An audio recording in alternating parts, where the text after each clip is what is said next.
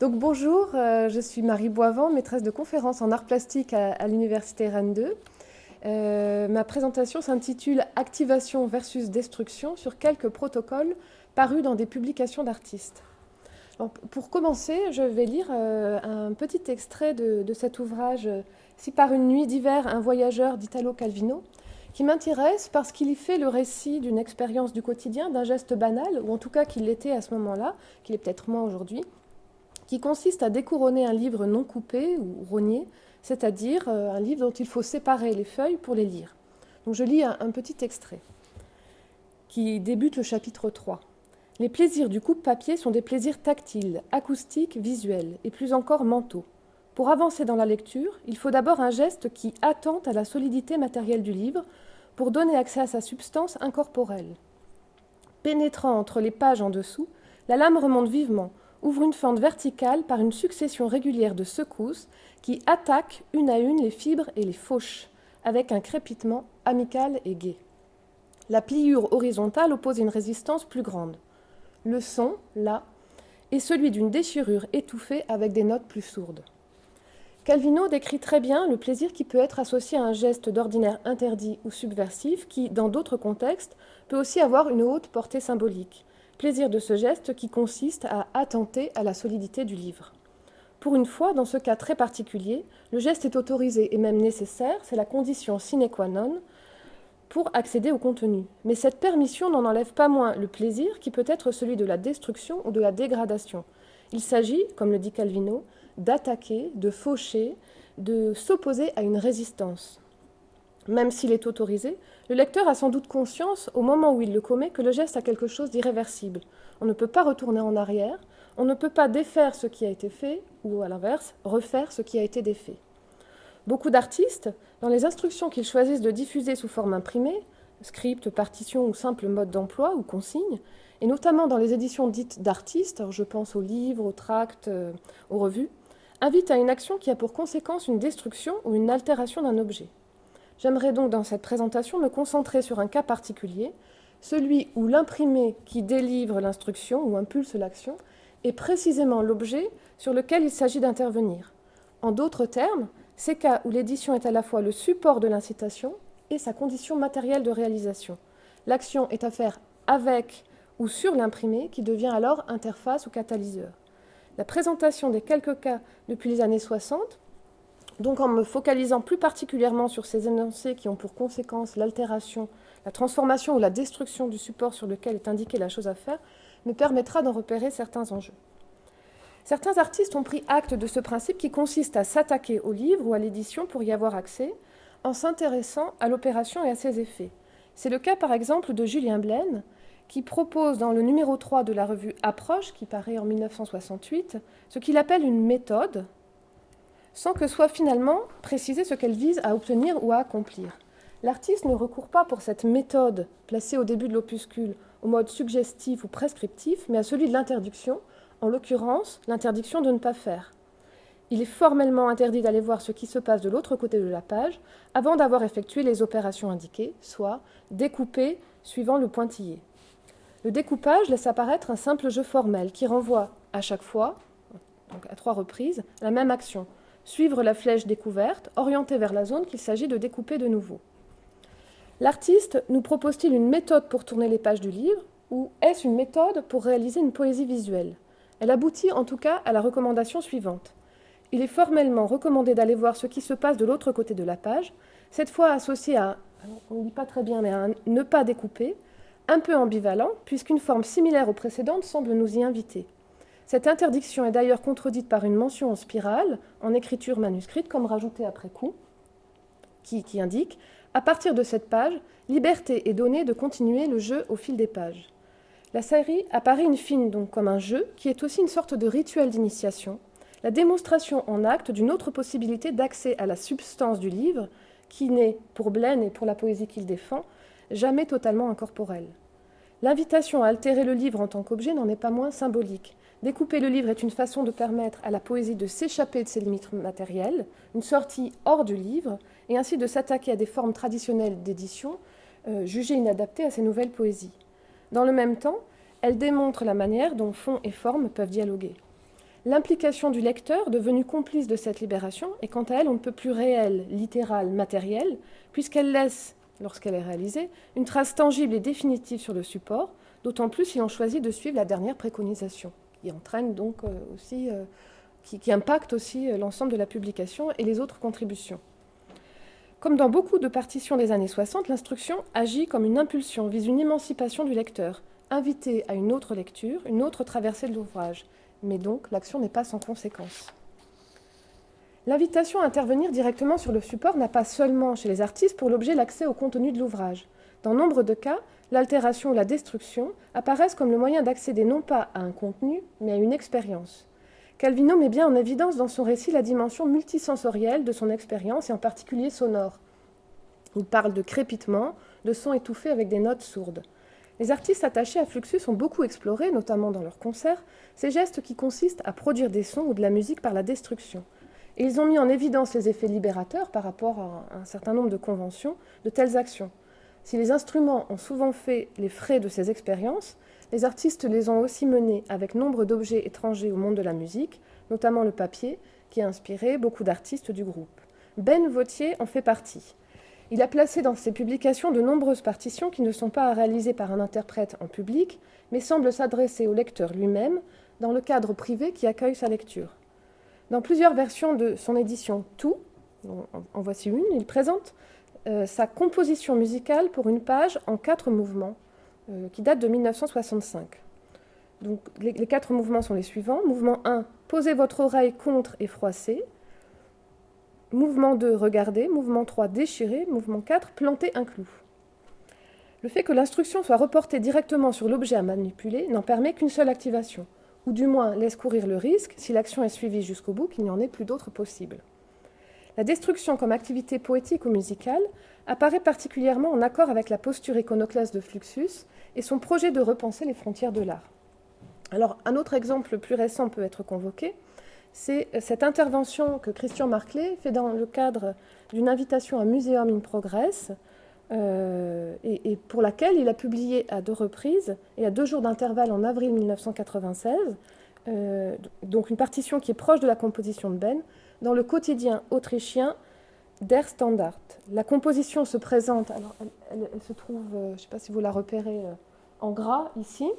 Elle se présente dans un encadré sobre assez énigmatique, glissé au milieu des annonces dans lequel ils se font parfaitement. Alors, dans les deux, il y a celle-ci dans la section offre d'emploi et celle-ci dans la section immobilier. Et donc, la seule mention légale, c'est une date, donc 1 an avant la publication, et le nom de l'artiste qu'on voit ici. Donc, elle est en allemand, je vais vous la traduire. Arrache cette page soigneusement en écoutant bien. Tends ton oreille et froisse cette page pour en faire une boulette de papier. Si tu peux reproduire ces sons... tu peux reproduire ces sons en recommençant avec d'autres pages. Conserve les boulettes de papier et jette le journal. L'action que propose Marclay, sous couvert d'une expérience tactile et sonore, est aussi clairement un acte destructeur. L'artiste suggère d'ailleurs de l'appliquer non seulement à la page qui porte l'incitation, faisant disparaître à dessein la légitimation de l'acte, mais invite à le répéter pour l'ensemble du journal. Alors bien sûr, l'acte est ici sans grande conséquence, puisqu'il intervient sur un objet, donc la presse quotidienne, qui de toute façon est vouée à une existence éphémère et destinée, comme préconisé, à être jetée. Mais la partition ici justifie le geste, ou mieux, offre un nouveau motif, une nouvelle dimension à cette action banale, déjà effectuée par beaucoup dans d'autres contextes et pour des raisons variées. Mais l'activation de la pièce implique là aussi un choix de la part du lecteur. Soit conserver la partition, peut-être pour ne pas l'oublier, quand ce n'est pas pour conserver ce que les lecteurs avertis reconnaissent comme une œuvre, soit activer l'œuvre afin d'entendre et de vivre l'expérience proposée, aussi concrète que fugace. L'une des choses remarquables dans cette proposition est qu'elle s'intéresse à ce qui reste, et partant soulève la question du reliquat et plus largement de l'œuvre ou de l'objet d'art. L'artiste enjoint en effet à conserver les boulettes de papier, posant dès lors la question du statut de l'objet à conserver, notamment dans son rapport avec la partition. À y regarder de plus près, cette question est d'ailleurs peut-être aussi soulevée par Ben, quoique de façon moins explicite. Je reviens à la partition de Ben. La dernière action de sa composition musicale pour une page consiste à planter un clou. Alors cette dernière instruction est ambiguë. Où doit-on planter le clou? N'importe où? Sur la partition pour l'accrocher comme on accrocherait une peinture? Ou dans le recueil tout, qui le fermerait et empêcherait dès lors sa consultation? Donc il laisse la proposition ouverte, mais peut-être qu'il y a aussi finalement une réflexion sur ce qui reste. Alors, Ken Friedman, l'un des plus jeunes membres de Fluxus, a beaucoup écrit sur la partition et ses enjeux. L'artiste met l'accent dans plusieurs textes sur ce qu'il voit comme un concept clé de ce principe de partition, qu'il considère comme un nouveau médium, la musicalité, qui, pour lui, justifie précisément cette appellation de partition plutôt que instruction, par exemple. Parlant de musicalité, il ne pense pas, ou en tout cas pas seulement, au caractère sonore susceptible d'accompagner l'action, tel qu'on le trouve dans les partitions que je viens juste de citer. Sa définition de la musicalité repose plutôt sur cette idée que n'importe qui peut le faire ou l'interpréter. On retrouve bien sûr ici un principe largement mis en œuvre par les artistes Fluxus qui vise à refuser la spécialisation de l'artiste. Cette véritable ligne de conduite chez ces derniers, cette ambition est d'ailleurs souvent un leitmotiv du principe de la partition appliqué au champ de l'art plastique.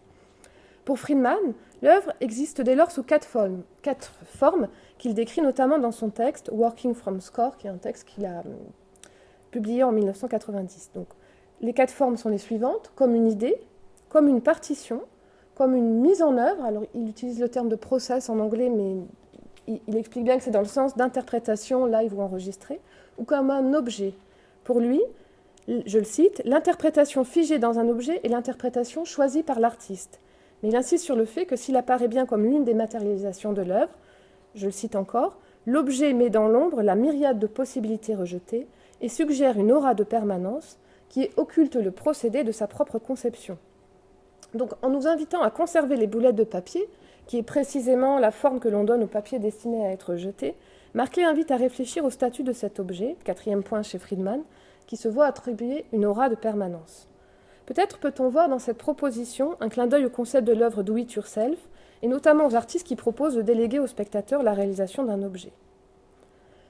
Quoi qu'il en soit, le découpage en quatre formes de Friedman, aussi pertinent soit-il dans nombre de projets, est d'une certaine manière inopérant dans ce double cas particulier qui m'occupe, mais pas si rare, de la partition comme interface et de l'incitation à intervenir dessus, à la transformer. Alors je pense à toutes ces éditions sur lesquelles il s'agit d'écrire, qu'on peut colorier, compléter, découper, monter, donc, ou les autres partitions à altérer ou à faire disparaître, qu'on est invité à brûler, déchirer, noyer, abandonner, enterrer, toutes les formes possibles.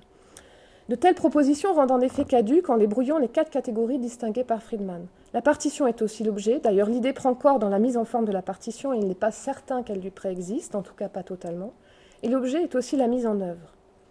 La partition, je cite une dernière fois le texte de Friedman, pour lui, je le cite, réduit par rapport à l'idée pure, simple et sans coût, la possibilité de changement, de perte de mémoire, d'échec du message et d'interférence. Dès lors, concevoir des partitions pour les détruire apparaît comme un paradoxe. Cela met l'accent sur l'expérience plutôt que sur l'objet. Et en même temps, rendre l'action dépendante de l'objet revient à souligner son existence matérielle. Dans tous les cas, de telles actions soulèvent la question de la mémoire, du résidu ou de la trace. Yoko Ono, dans le recueil Grapefruit qu'elle publie pour la première fois en 1964 au Japon, dont j'ai une version ici de 2000, réunit un important ensemble de partitions, près, dans la première version, de 150 partitions classées par discipline, musique, peinture, évente, poésie, objet. Il est notable qu'un grand nombre de ces partitions mènent à une destruction, laquelle intervient souvent après la fabrication d'artefacts que le lecteur est ensuite invité à découper, enterrer, brûler. La grande majorité des instructions contenues dans Grapefruit peut être transmise oralement, conformément à ce qui était le projet de Yoko Ono. Mais dans la version américaine parue en 1970, apparaît la mention suivante. S'il vous plaît, suivant les versions, il y a ou pas le s'il vous plaît, brûler ce livre après l'avoir lu. Cette dernière instruction départ un peu par rapport à l'ensemble. Il s'agit de l'une des seules qui ne peut se faire sans le livre. Cet ajout qui invite à l'autodafé, probablement l'un des modes de destruction les plus consternants et les plus symboliques, peut être lu comme une simple provocation. D'ailleurs, le commentaire ajouté par John Lennon dans une version éditée l'année d'après par Sphere Books à Londres,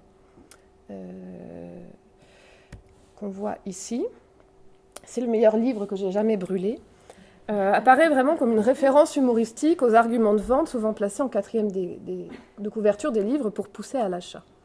Mais le fait que la mention soit reprise dans la plupart des nombreuses éditions de Grapefruit, quasi toutes, et le fait qu'elle soit à chaque fois placée en exergue sur la première ou seconde de couverture du livre, ou ici sur la jaquette, incite à ne pas la réduire à une simple anecdote.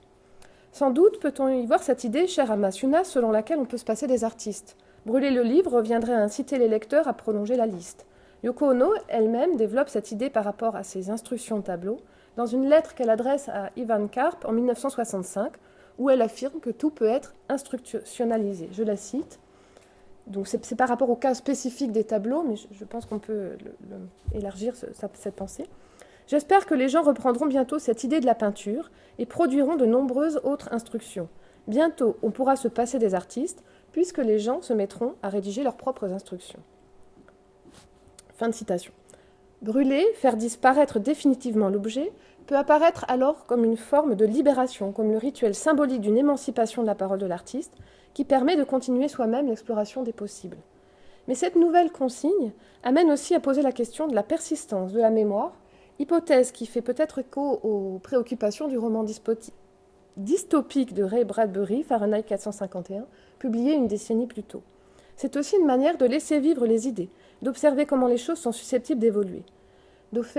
Lorsqu'elle insiste sur l'idée que ces pièces peuvent être transmises de bouche à oreille, Yoko Ono ajoute que cette méthode, je la cite, est essentielle, étant donné que les transformations graduelles que la transmission orale occasionne font également partie de l'œuvre.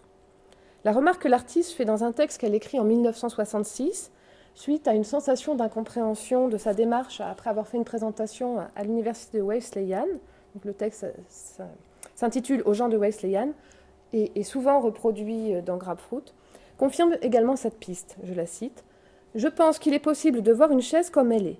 Mais quand vous brûlez la chaise, vous vous rendez compte tout à coup que la chaise n'a pas brûlé ou disparu de votre esprit. » On peut supposer qu'elle suit le même raisonnement en incitant ou en suggérant de brûler son livre. On peut mettre cette idée en parallèle avec un tract diffusé par André Cadéré en 1974. Alors, je zoome un peu pour que vous puissiez le lire. Le papier sur lequel est imprimé ce texte est à jeter. Le texte, quant à lui, est à oublier. Cependant, il reste le fait que vous avez lu ce texte, vu ce papier. Vous ne pouvez rien attendre de cela. Cela ne vous apporte rien, et ne dépendant en rien de vous, cela marque la limite de votre pouvoir. Ce simple papier, inoffensif on pourrait dire, sur lequel est imprimé un texte bref, prend finalement le lecteur au piège. Chez Cadéré, la destruction, le fait de jeter, acte de toute puissance, participe, elle aussi, à montrer la limite de notre pouvoir. Si d'un côté Yoko Ono semble nous indiquer que l'on peut continuer seul, la partition de Cadéré nous rappelle à quel point nous sommes conditionnés par un ensemble d'actes et d'événements. Bien qu'elle soit posée en des termes et pour un contexte différent, on en revient finalement, dans cette articulation, à la question au cœur de nombreuses réflexions sur la partition, liées à ses enjeux et aux conditions de son interprétation, où il s'agit d'examiner la dialectique qui s'instaure nécessairement entre liberté et contrainte, entre sujet interprétant et objet à interpréter. Chez Yoko Ono comme chez Cadéré, l'invitation ne s'accompagne d'aucune justification, ne précise pas les enjeux de l'action à faire. Il ne s'agit pas de produire un son, ni même une œuvre, ou d'y accéder. Mais si l'acte proposé est a priori gratuit, il n'en appelle pas moins à une réflexion sur le mobile. Anthony Cox, dans un texte de 1966, où il commente, mais dans une perspective plus générale, le travail de Yoko Ono, résume bien la nouvelle équation. Je le cite. « Au lieu de dire « Comment diable a-t-il fait cela ?» comme on pourrait le faire sur des tableaux très bien peints. On pourrait dire aujourd'hui « Pourquoi diable dois-je faire cela ?» On pourrait peut-être avancer l'idée que c'est précisément parce qu'ils sont gratuits, sans but par rapport à l'idée que l'on se fait communément du concept de l'œuvre, qu'ils prennent sens pour le lecteur activateur. Mais il est difficile, face à un acte destructeur, même lorsqu'il prend l'apparence d'un jeu, de ne pas voir un acte symbolique, visant notamment à une remise en cause frontale de la culture, de ces objets, qu'il s'agisse d'en passer par une tabula rasa ou, à l'inverse, d'étendre le concept d'art à tous. La plupart des œuvres de Ben des années 1960 vont clairement dans ce sens, à l'instar des 58 propositions pour une page publiées dans la revue Veutreux en 1966. J'ai pas le temps malheureusement de les décrire, mais il décline toute une façon de maltraiter la page et partant l'ensemble de la publication. Ou de la boîte d'allumettes Total Art qui invite à détruire toute forme d'art, y compris les musées ou les bibliothèques, et ne s'épargne pas elle-même, puisqu'il est bien précisé de penser à garder la dernière allumette pour brûler la boîte elle-même qui délivre l'instruction. Peut-être de telles propositions sont-elles paradigmatiques d'une certaine attitude face à l'art des années 60-70. mais elle se prolonge d'une façon plus légère dans les pratiques plus contemporaines. Je n'aurai pas le temps d'en présenter beaucoup, je vais juste montrer pour le moment 2 exemples. Ainsi, par exemple, de la proposition de Vincent Carlier, qui en 2006 transforme la couverture de la revue Hors d'œuvre en confetti à découper. L'indication est donc fournie par le titre, avec son verbe à l'infinitif, et le petit symbole des ciseaux qu'on voit en bas à droite. Le contraste entre le long travail laborieux de découpage et la destination des objets obtenus, une dissémination aussi festive que fugace, donne à la proposition sa légèreté. Autre exemple, Ryan McGuinness, la même année, propose pour le numéro 38 de la revue Point d'ironie de faire de la revue, et en l'occurrence de sa contribution, un papier d'emballage. Alors là, il y a un petit schéma ici qu'on ne voit pas très bien, mais qui explique l'acte à accomplir. Là encore,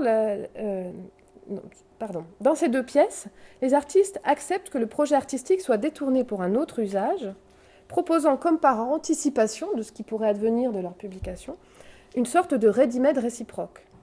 La destruction s'inscrit ici clairement dans une logique plus consumériste. Ces 2 propositions prennent place sur une revue gratuite, forme de diffusion ne peut plus disponible. Ensuite, dans les 2 cas, l'objet à produire, grâce à la destruction ou au détournement de l'édition initiale, est lui-même un objet paradoxal, soit un objet manufacturé, conçu pour être détruit, déchiré ou jeté à très court terme. Une différence repose peut-être toutefois sur la faisabilité de l'action à faire. La proposition de McGuinness, parmi celles que je viens de vous présenter, est peut-être, pour ma part, est la seule que j'ai réalisée. Faire un emballage cadeau avec la revue Point d'ironie. On peut d'ailleurs remarquer que le simple geste qui consiste à découronner les livres, invitation implicite, peut aussi faire hésiter, et sans doute à raison, lorsque l'on est face à une publication d'artistes. Je n'ai pas le temps non plus de m'y attarder, mais je présente à titre d'exemple Some Text de Mauricio Nanucci, qui est au cabinet des artistes et qui n'est pas coupé, ou encore Bernard Villers, Mallarmé 1897. C'est pareil, se pose la question, faut-il ou non renier ce livre, quitte du coup, à se retrouver avec des pages qui ne sont plus dans le bon ordre. Les artistes jouent d'ailleurs parfois de cette ambiguïté en ne prenant pas la peine de préciser si l'action, pourtant suggérée de diverses façons, est finalement ou non à faire. Donc, là encore, je n'ai pas le temps de développer, je montre juste à titre d'exemple ces publications qui utilisent le principe du prédécoupage. Dans ces ouvrages d'Éric Vattier ou de Sarah McKillop, aucune instruction ne nous dit qu'il faut tirer parti de la page prédécoupée, et à la fois c'est une forte incitation qui se dégage du dispositif matériel qui ne semble pas pourtant se justifier forcément par rapport à l'imprimé. On voit que ça coupe la phrase en 2 chez Vattier, ou si on commence à enlever la première ligne chez McKillop, et bien tout le reste tombe et on se retrouve avec une page détachée de son support.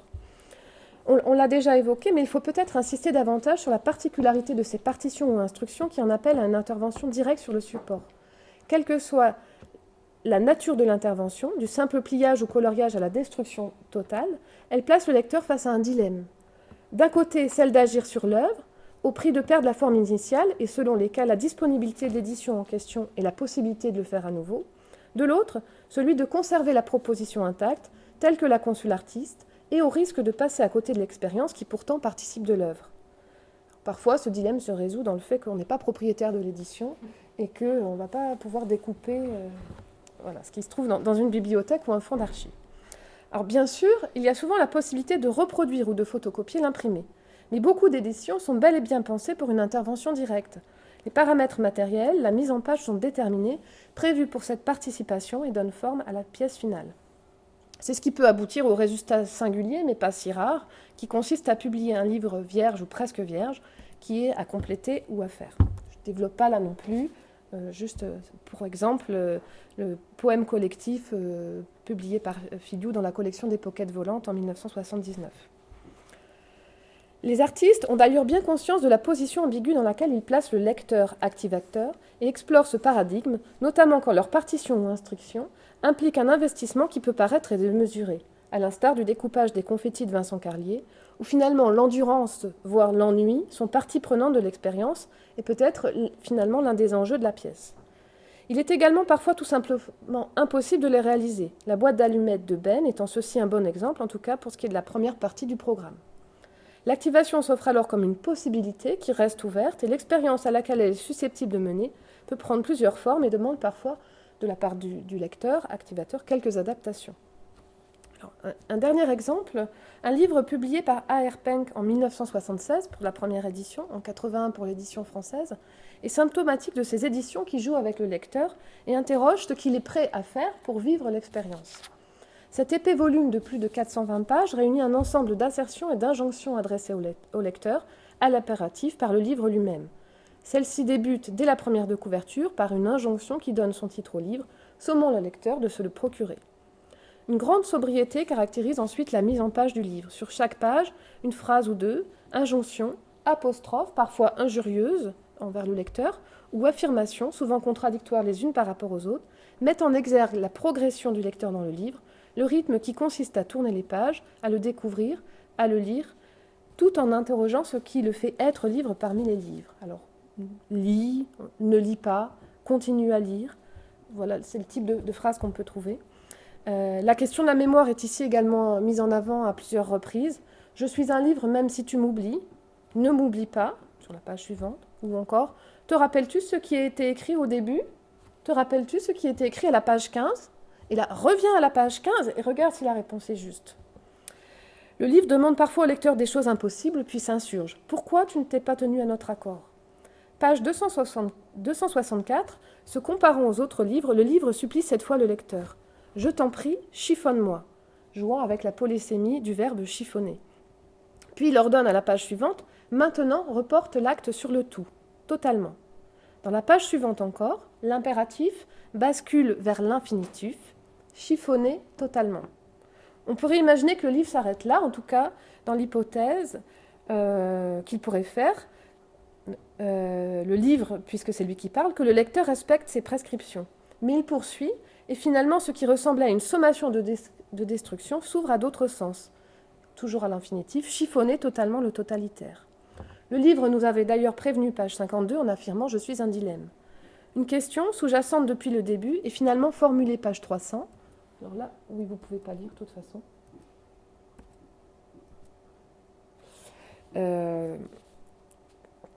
Dans une construction affirmative, qui pourrait être tout aussi bien interrogative, tu n'es pas un fétichiste du livre, dis-tu.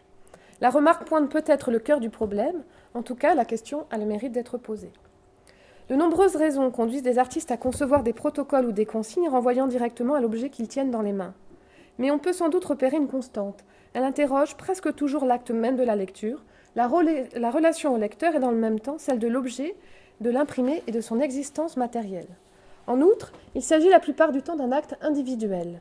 Contrairement à nombre de partitions, l'action n'est pas destinée à l'espace scénique, et même si la destruction peut être un spectacle fascinant, elle est souvent, dans les cas qui nous occupent, antispectaculaire, comme l'est le simple fait de froisser une feuille de papier. Ces propositions invitent aussi à reconsidérer la place du spectateur, la relation auteur-lecteur, mais aussi plus largement l'articulation art et vie. Mais un autre enjeu est à souligner, même s'il se formule rarement aussi directement. Le principe de la transformation ou de la destruction revient à mettre le lecteur face à ses responsabilités, à l'engager lui-même dans une réflexion sur sa définition de l'œuvre. Si toute partition soulève cette question de l'existence de l'œuvre en dehors de son activation, elle se formule ici en des termes peut-être plus tendus, nous demandant de prendre une décision potentiellement irréversible et pointe notre rapport à la collection, à la conservation, voire au fétichisme. De telles propositions nous mettent face à nos convictions et face à nos contradictions, avec lesquelles les artistes jouent et qu'ils entretiennent parfois à dessein. L'idée prévaut-elle sur l'expérience? Est-on prêt à renoncer à l'expérience au profit de l'idée, ou pire, au profit de l'objet? Voilà. Merci.